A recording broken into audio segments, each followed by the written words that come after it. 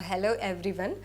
मेरा नाम आकांक्षा गर्ग है। मैंने एमपी सिविल जज की परीक्षा में 53 रैंक सिक्योर की है और आज इस प्लेटफॉर्म के माध्यम से मैं आप लोगों के साथ अपने स्ट्रेटजी शेयर करने वाली हूँ। और मैंने अपना 2020 में मैंने अपना ग्रेजुएशन कंप्लीट किया है डॉक्टर हरि सिंह गौर यूनिवर्सिटी सागर से। और उसके बाद मैंने राहुल आईएएस में कोचिंग की है और ये मेरा सेकेंड अटैम्प्ट था। सबसे पहले तो मैं ये बोलना चाहूँगी कि जो भी इस एग्ज़ाम की प्रिपरेशन कर रहे हैं तो आप अपना स्टेट जुडिशरी को फोकस करके रखिए। आप क्योंकि हर स्टेट का अपना एक पैटर्न होता है, अपना एक सिलेबस होता है और अपना एक क्वेश्चन पेपर का लेवल होता है और हमें अपने क्वेश्चन पेपर के लेवल और सिलेबस और उनकी चेकिंग पैटर्न के अकॉर्डिंग ही अपना आंसर्स फ्रेम करने होते हैं, अपनी स्ट्रेटजी बनानी होती है और सब कुछ उसी के अकॉर्डिंग करना होता है। तो आप अपना होम स्टेट फोकस करके रखिए और बाकी जो स्टेट्स हैं उनको एग्ज़ाम्स देते रहिए। अगर आपका हो जाता है प्रीलिम्स में तो मेंस दे दीजिए, मेंस हो जाता है तो इंटरव्यू दे दीजिए, बट आप अपने होम स्टेट को प्रायोरिटी रखिए। अगर मैं एमपी सिविल जज की बात करूं तो एमपी सिविल जज के प्रीलिम्स में 150 मार्क्स का क्वेश्चन पेपर होता है और 150 ही क्वेश्चंस होते हैं, 1 marks for each question. And out of 150 questions जो 110 क्वेश्चंस होते हैं वो आपके लॉ से होते हैं, 20 क्वेश्चंस आपके जीके से आते हैं, 10 क्वेश्चंस कंप्यूटर से आते हैं और 10 क्वेश्चंस इंग्लिश से आते हैं। तो अगर मैं लॉ के क्वेश्चंस की बात करूं तो लॉ में मैंने बेयर एक्ट बहुत अच्छे से पढ़े थे, बहुत थॉरोली रिवीजन किया था। मैंने कोई सेक्शन कम्प्लीटली बेयर एक्ट पढ़े थे, जो भी सिलेबस में जितने भी बेयर एक्ट हैं मैंने कम्प्लीटली पढ़े थे। और साथ ही साथ जो मैंने बुक्स पढ़ी थी, जो मैंने नोट्स पढ़े थे, उसमें अगर मुझे कोई केस लॉज कोई इम्पॉर्टेंट लगता था, कोई प्रिंसिपल कोई इम्पॉर्टेंट लगता था या कुछ भी नया लगता था जो मुझे लगता था ऑब्जेक्टिव में आ सकता है, तो मैं उसको बेयर एक्ट में ही साइड में लिख लेती थी। तो उससे क्या होता है ना, रिवीजन में बहुत हेल्प मिलती है। क्योंकि प्रीलिम्स के लिए जब आपके पास 10 दिन बचे होते हैं, 15 दिन बचे होते हैं, तो उस टाइम पर आप सिर्फ उसे बेयर एक्ट ही रिवाइज कर सकते हैं और उस टाइम पर अगर आपके ये शॉर्ट नोट्स बने हुए हैं तो वो बहुत हेल्प करते हैं।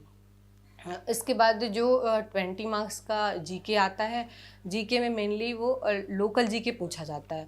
तो एमपी के लोकल जीके के लिए मैंने महावीर पब्लिकेशन की एक पतली सी बुक आती है, मैंने वो बुक रेफ़र की थी और मैंने उससे मल्टीपल रिवीजन किया था। उसमें मैंने कोई ऑब्जेक्टिव की बुक सॉल्व नहीं की थी बल्कि इसी का मल्टीपल रिवीजन किया था।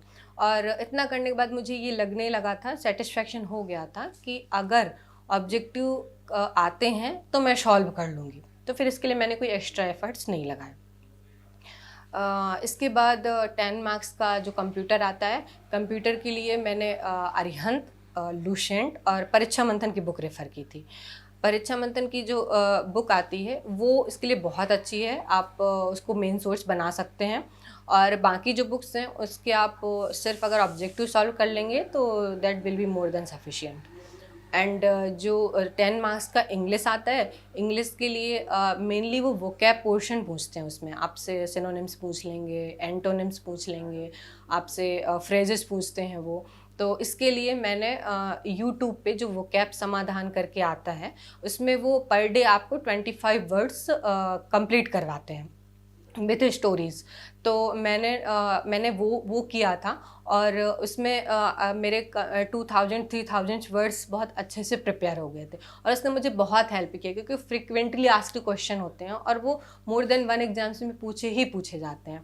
और यहाँ पर अगर आप इंग्लिश को फोकस करेंगे और इंग्लिश अच्छे से प्रिपेयर करेंगे प्रीलिम्स के लिए तो ये आपको मेंस में भी बहुत हेल्प करेगी। क्योंकि मेंस में जो ट्रांसलेशन वाला पोर्शन आता है उसमें सिर्फ लीगल ट्रांसलेशन नहीं आता बल्कि उसमें सोशल ट्रांसलेशन में कुछ भी पूछ सकते हैं। तो अगर आपका ये वाला इंग्लिश वाला पोर्शन स्ट्रांग है तो वहाँ पर आपको बहुत हेल्प मिलेगी।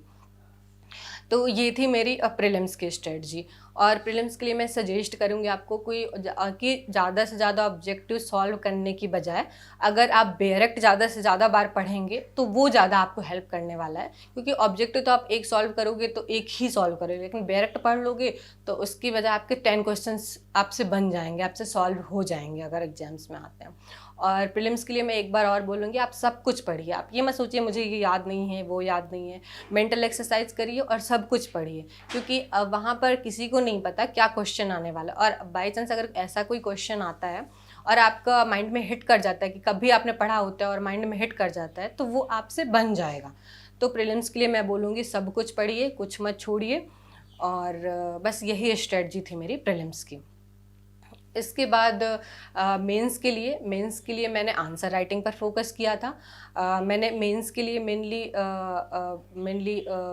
फुल लेंथ आंसर्स प्रैक्टिस किए थे, क्योंकि फुल लेंथ आप आंसर्स प्रैक्टिस करोगे तो अगर वो शॉर्ट वाले क्वेश्चंस भी पूछ रहे हैं 2-2 नंबर के, 4-4 नंबर के मेंस में, तो वो आपसे ईजिली बन जाएंगे। तो मैंने फुल लेंथ पे फोकस किया था। अगर एमपी मेंस की बात करें तो एमपी मेंस में 4 पेपर्स होते हैं। फर्स्ट और सेकेंड पेपर लॉ का होता है, civil law and criminal law, and third paper language का होता है, और फोर्थ पेपर आपका जजमेंट राइटिंग का होता है। जो आपका फर्स्ट और सेकेंड पेपर होता है, इसके लिए मैंने बेयरेक्ट बहुत अच्छे तरीके से पढ़े थे, बुक्स पढ़ी थी, नोट्स बनाए थे, और जो मेरे नोट्स थे वो भी बहुत अच्छे से मैंने अपने पढ़े थे। और इसके बाद जो ये जो इन सब का समरी लिखा था, और मैंने मॉडल आंसर्स प्रिपेयर किए थे। जो लास्ट ईयर प्रीवियस ईयर के 10 ईयर्स के क्वेश्चंस पेपर थे वो उठाइए और उसके मॉडल आंसर्स बनाइए, और वो प्रैक्टिस उसी को बार बार प्रैक्टिस कीजिए, क्योंकि मेंस के लिए आपको सारा कुछ पढ़ने की ज़रूरत नहीं है। प्रीलिम्स के लिए आपको सारा पढ़ना है, लेकिन मेंस में आपको सिलेक्टिव चीज़ें ही पढ़नी है, क्योंकि मेंस में आप सारा नहीं पढ़ सकते हैं, क्योंकि वो लिखने का अकॉर्डिंग प्रिपेयर करना होता है। तो मेंस में वैसे भी आप पूरा सब कुछ नहीं पढ़ सकते हैं। जैसे कि मान लीजिए रेस जुडिकाटा आ गया, तो रेस जुडिकाटा में अगर आपको क्वेश्चन देखना है पहले कितने मार्क्स का है, उसके बाद जो स्ट्रेटजी रखनी है वो मार्क्स के अकॉर्डिंग रखनी है कि हम इसमें क्या लिखना है और क्या छोड़ना है। अगर रेस जुडिकाटा की बात करें तो सबसे पहले आपको मान लीजिए सेक्शन लिखेंगे आप कि ये इसे सेक्शंस में प्रोवाइडेड किया गया है। इसके बाद आपको थोड़ा सा इंट्रो देना है। इंट्रो देने के बाद आपको जो बेयरेक्ट है, बेयरेक्ट के जो भी सेक्शन है उसके कीवर्ड्स लिखने हैं। कीवर्ड्स लिखने के बाद उसको एक्सप्लेन करना है, और उसके बाद आपके अगर आपके पास केस लॉज हैं तो आप केस लॉज लिख दीजिए। ये एक कॉम्प्रिहेंसिव आंसर्स बन जाएगा। हमें वहाँ पर सिर्फ आंसर्स नहीं लिखने होते हैं, बल्कि कॉम्प्रिहेंसिव आंसर्स लिखने होते हैं। इससे आपका मार्क्स भी ज़्यादा गेन करेंगे, और आपको खुद पे भी कॉन्फिडेंस आए कि मुझे जो आता था मैंने सारा लिखा है। और मेंस में सिर्फ बेयरेक्ट की लैंग्वेज ही नहीं उतारनी है, ना ही बेयरेक्ट का पूरा सेक्शन उतारना है। ये गलती कभी मत करिएगा कि बेयरेक्ट की पूरी जो लैंग्वेज है वही उतारने की, क्योंकि इससे क्या होता है आपका हार्डवर्क भी बहुत ज़्यादा होता है, मेहनत लगती है बेयरेक्ट की लैंग्वेज पढ़ने में, और अब इससे आपका जो टाइम भी लगता है मेंस में। अगर आप बेयरेक्ट की लैंग्वेज देख रहे हैं तो मेंस के आंसर्स लिखने में बहुत टाइम लगता है, और आपको मार्क्स भी नहीं मिलते हैं। तो ये गलती बिल्कुल मत करिएगा, बहुत शॉर्ट में लिखना और अपनी लैंग्वेज में लिखना है। और तो ये था मेरा फर्स्ट पेपर और सेकेंड पेपर की स्ट्रेटजी। और इसके बाद जो थर्ड पेपर है, थर्ड पेपर होता है लैंग्वेज का। उसमें 40 मार्क्स का ट्रांसलेशन आता है, 20 मार्क्स का हिंदी टू इंग्लिश, और 20 मार्क्स का इंग्लिश टू हिंदी। एंड तो ट्रांसलेशन के लिए मैं हमेशा डिग्लॉट एडिशन पढ़ती थी। अब मैं इंग्लिश मीडियम से थी तो इंग्लिश में मेरी कमांड थी, तो मुझे इंग्लिश के वर्ड्स या लैंग्वेज याद करने की ज़रूरत नहीं थी, लेकिन हिंदी के जो वर्ड्स होते थे तो उसमें प्रॉब्लम होती थी। तो मैं इंग्लिश में जब पढ़ती थी तो उसी में उसको हिंदी में क्या कहते हैं वो मैं वहीं लिख लेती थी, तो उसके लिए मेरे इलीगल वोकैब भी अच्छे से प्रिपेयर हो गई थी। ट्रांसलेशन के लिए मेनली 2 चीज़ें होती हैं, एक तो आपको वर्ड्स पता होना चाहिए, और दूसरा आपको सेंटेंस फ्रेमिंग आपकी अच्छी होनी चाहिए। तो अगर आप ग्रामर पढ़ते हैं तो आपकी सेंटेंस फ्रेमिंग अच्छी हो जाती है, और अगर आप डिक्लॉट एडिशन पढ़ते हैं तो आपकी वर्डिंग्स अच्छी हो जाती हैं, आपको पता होता है कि इस चीज़ को इंग्लिश में या फिर हिंदी में क्या कहते हैं। इसके बाद उसमें 20 मार्क्स का समरी राइटिंग आता है, जो आपको उसके लिए कोई प्रिपरेशन नहीं होती, वहीं ऑन द स्पॉट आपको करना होता है। और इसके बाद 40 मार्क्स का एसेज आता है, 20 मार्क्स का लीगल एसे आता है, और 20 मार्क्स का सोशल एसे आता है। मैंने सोशल एसेस के लिए मैंने न्यूज़पेपर लगवा रखा था, डेली न्यूज़पेपर पढ़ती थी, और जो भी मार्केट में बुक्स अवेलेबल हैं एसेस के लिए वो लाती थी, और जो टॉपिक मुझे लगता था ये आ सकता है उसको मैं लिख लेती थी और अच्छे से प्रिपेयर कर लेती थी। इसके बाद जो लीगल एसे आता है वो जनरली कॉमन ही होते हैं, और कुछ ट्रेडिशनल टॉपिक्स भी होते हैं, जैसे कि चाइल्ड लेबर है, यूनिफॉर्म सिविल कोड है। तो इनका आपको क्या करना होता है, इनका आपको सिर्फ लिखना होता है कि इसको इसमें हिंदी में ये कहते हैं, इसको उसमें लिखना होता है और स्ट्रेटजी बनानी होती है कि पहले ये लिखना है, फिर ये लिखना है, फिर ये लिखना है। तो वो मैंने प्रिपेयर कर रखे थे अलग से और इसने मुझे बहुत हेल्प किया है ऐसे राइटिंग में। और लास्ट स्टेज इंटरव्यू की होती है। इंटरव्यू के लिए मैं बोलना चाहूँगी कि इंटरव्यू की कोई अलग से प्रिपरेशन नहीं होती है। जब आप प्रीलिम्स के लिए पढ़ते हैं, जब आप मेंस के लिए पढ़ते हैं, तो इसके साथ साथ ही आपके इंटरव्यू की भी प्रिपरेशन हो जाती है। आपको बस इंटरव्यू में अगर आप आपको बस उसको प्रेजेंट करना होता है, जो आपके पास नॉलेज है वो किसी के सामने जा कर के बोर्ड के सामने आपको प्रेजेंट करना है। इंटरव्यू में अगर आप कॉन्फिडेंट हैं, आपका बिहेवियर अच्छा है और मेंटल स्ट्रेंथ अच्छी है, तो आपके लिए ये चीज़ें बहुत मैटर करती हैं, तो आपके लिए बहुत इजी होने वाला है इंटरव्यू। एंड आप सिचुएशन से कैसे डील करते हैं, आप कितने ऑनेस्ट हैं अपने लिए, दूसरों के लिए, ये सब बातें इंटरव्यू में बहुत मैटर करती हैं। और ये सब लाइफ के साथ, आप जर्नी के साथ ही सीखते हैं। ये आप 10 दिन, 15 दिन, 20 दिन या 2 महीने, 3 महीने में आप ये चीज़ें डेवलप नहीं कर सकते हैं। स्टूडेंट जो इस एग्ज़ाम की प्रिपरेशन कर रहे हैं, मैं उनको ये सजेशंस देना चाहूँगी कि आप पढ़ते रहिए, मेहनत करते रहिए और मेहनत करिए और मेहनत सही डायरेक्शंस में करिए। अगर आप सही डायरेक्शन में मेहनत करेंगे तो आज नहीं कल आपका ज़रूर होगा। किसी का फर्स्ट अटैम्प्ट में होता है, किसी का सेकेंड अटैम्प्ट में होता है, किसी को थर्ड और फोर्थ अटैम्प्ट भी लगते हैं, लेकिन अगर आप सही डायरेक्शंस में मेहनत कर रहे हैं तो आपका ज़रूर होगा।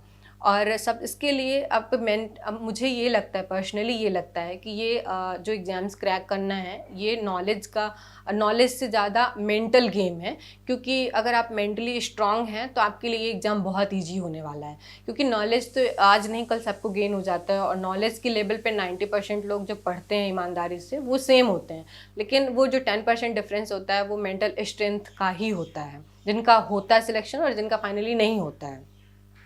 तो और उसके लिए मैं ये सजेशन देना चाहूँगी कि सबसे पहले आप ये सोचिए कि आप अपना 100% दीजिए।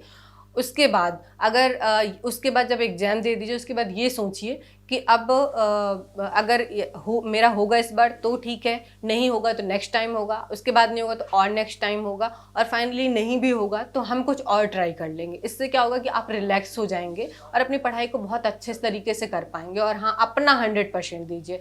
घंटे मैटर नहीं करते हैं, बल्कि मैटर ये करता है कि आपने जितना पढ़ा वो कैसे पढ़ा और कितनी कंसंट्रेशन के साथ पढ़ा और कितने मेंटल एक्सरसाइज के साथ पढ़ा। हमेशा मेंटल एक्सरसाइज करते रहिए, वो बहुत ज़रूरी है लॉ में, तब भी आप सेक्शंस को अच्छे से रिवाइज कर पाएंगे, अच्छे से याद कर पाएंगे। एक चीज़ और बोलना चाहूँगी कि आप एग्जाम्स के साथ अपना इमोशनल अटैचमेंट मत रखिए। बस मेहनत करिए अपनी 100% और इमोशनल अटैचमेंट बिल्कुल मत रखिए।